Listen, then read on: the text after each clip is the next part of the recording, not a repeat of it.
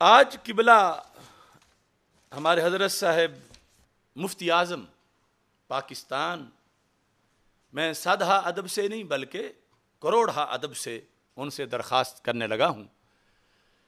اتنے دنوں سے وہ دیکھ رہے ہیں کہ کیا ہوتا ہے، حالانکہ جو جس منصب کے وہ دعوے دار ہیں اس کے مطابق تو انہیں جو وہ صحیح سمجھتے تھے اسے واضح کھل کے لکھنا چاہیے تھا. جو غلط ہے وہ غلط ہے، جو صحیح ہے وہ صحیح ہے. اگلے دن ان کا ایک کالم چھپا تو میں تو کسی خوش گمانی کا شکار نہیں تھا، لیکن بعض لوگوں نے کہا کہ یہ ہے وہ ہے، ایسا ہو گیا، مفتی صاحب نے یہ کر دیا، اور بہت اچھے طریقے سے آپ کی حمایت کر دی. میں نے اس چیز کو تسلیم ہی نہیں کیا، مجھے پتا تھا کہ معاملات کیا ہیں. آج حالانکہ وہ بالکل مبہم سا تھا مگر پھر بھی کچھ لوگوں کو ٹھیس پہنچ رہی تھی، تو مفتی صاحب نے فوراً سجدہ صاف کیا، اور آج یہ وضاحت کے نام سے ان کا مسلسل یہ جاری ہے نیٹ پہ. اور اس پر بھی کچھ لوگ بڑی بغلیں بجا رہے ہیں. دیکھو کہ مفتی صاحب نے بھی یہ فرما دیا ہے. میں اس پوری تحریر کی طرف نہیں جا رہا، میں صرف یہ لفظ بول رہا ہوں کہ مفتی صاحب نے جو فرمایا یہ لکھا ہے نیٹ پر سامنے ان کے پیج سے کہ مبحوث عنہا مسئلہ میں خطا کا اطلاق کرنا خود ایک خطا ہے. مبحوث عنہا یعنی جس مسئلے کی بات ہو رہی ہے اس میں خطا کا اطلاق کرنا خود ایک خطا ہے. تو میری مفتی صاحب سے چند گزارشات ہیں. یقیناً اب وہ انوالو تو ہو گئے ہیں اس مسئلے میں، یہ کہہ کر اگرچہ انہوں نے میرا نام نہیں لکھا، اگرچہ انہوں نے مسئلہ کا تعین لفظوں میں واضح نہیں کیا، مگر سمجھنے والے تو سمجھ رہے ہیں کہ انہوں نے کیا کہا. تو سب سے پہلے تو یہ ہے کہ جو مسئلہ مبحوث عنہا ہے اس کے 3 مراحل ہیں. مفتی صاحب وضاحت کریں کہ انہوں نے کس مرحلے کو خطا کہا، یعنی کس مرحلہ میں سیدہ پاک رضی اللہ تعالی عنہا کی طرف اجتہادی خطا کی نسبت کو انہوں نے خطا کہا. اور میں یہ مراحل بارہا بیان کر چکا ہوں، پھر بیان کر دیتا ہوں. پہلا مرحلہ کہ جب مطلقاً سیدہ پاک رضی اللہ تعالی عنہا کی شان بیان کرنا مقصود ہے تو یہ میں کہہ چکا ہوں کہ اس میں خطا کی نسبت نہ کی جائے، یہ شروع سے میں واضح کر چکا ہوں. دوسرا مرحلہ کہ باغ فدق کا تذکرہ ہو تو پھر بھی اتنا مختصر کہہ دو کہ سیدہ پاک رضی اللہ تعالی عنہا نے مطالبہ فرمایا. حضرت صدیق اکبر رضی اللہ تعالی عنہ نے حدیث مصطفیٰ صلی اللہ علیہ وسلم پیش فرمائی تو سیدہ پاک رضی اللہ تعالی عنہا نے قبول فرما لی. یہ 2 جو ہیں ان میں تو میں خود قائل نہیں کہ خطا کی نسبت کی جائے، یہ ریکارڈ پر میری بار بار تشریحات موجود ہیں. یہ ہے تیسرا مقام.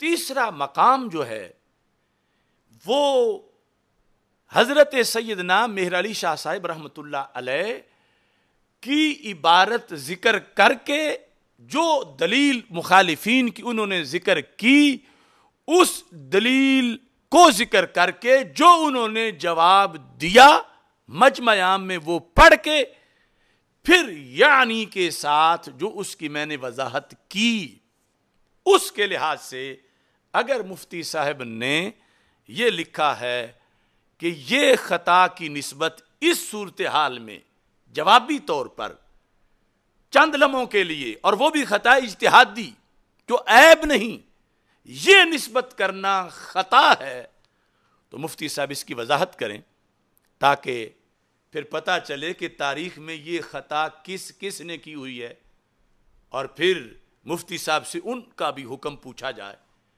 اور یہ کہ تاریخ میں صرف یہ جو علامہ غلام رسول سعیدی صاحب کی کتابیں ہیں اگر صرف وہی مفتی صاحب کے سامنے کھول کے رکھ دی جائیں کہ وہ جامعہ نعیمیہ کے شیخ الحدیث سے اور آپ اب سب وہاں پہ مدار المہام ہیں تو یہ جو ان کی کتابوں میں تمہارے بقول خطائیں لکھی ہوئی ہیں، یا جن کی تم حمایت کر رہے ان کے بقول گستاخیاں لکھی ہوئی ہیں، تو آپ نے کم از کم یہ کتابیں گستاخیوں سے پاک کر دینی تھیں.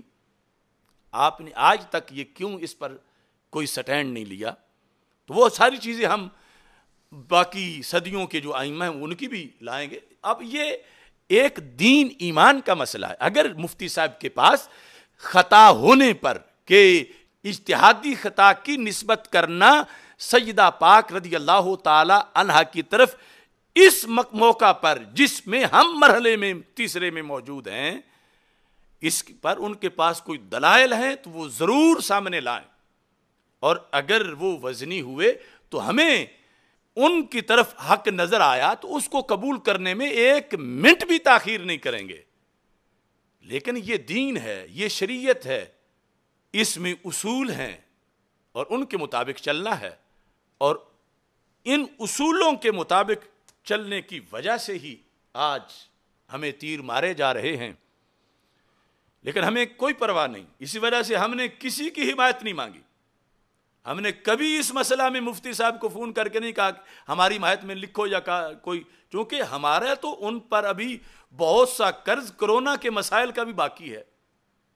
وہ بہت گمبھیر مسائل ہیں جہاں جو کچھ ہم نے ان کے موقف کے رد عمل میں ذکر کیا، ابھی تو وہ سارا قرض باقی ہے، لیکن ہم نے وہ موضوع چھیڑا ہی نہیں.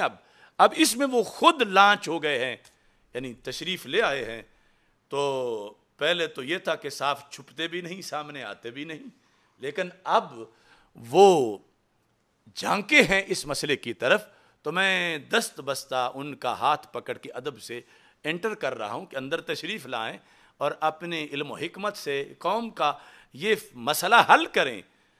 یعنی یہ اپنا موقف تو دیں، پھر یہ ہوگا کہ کون موقف کو مانتا ہے کون نہیں مانتا. میں کوئی فیصل نہیں آپ کو بنا رہا، لیکن آپ کی ذمہ داری تو ہے کہ آپ بھی جس وقت، اب دیکھو نا، ایک بڑا طبقہ تھا جن کو بڑا شوق تھا دین تخت پہ لانے کا.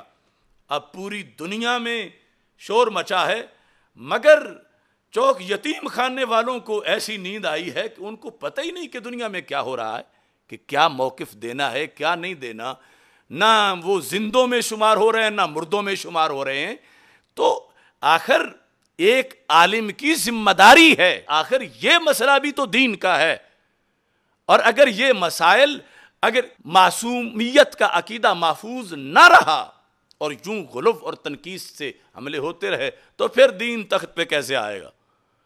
اس بنیاد پر اگرچہ اس اصطلاح پر بھی ہمارے مواخذات ہیں دین تخت پہ لانے والا، لیکن اس وقت یہ چیز ہے.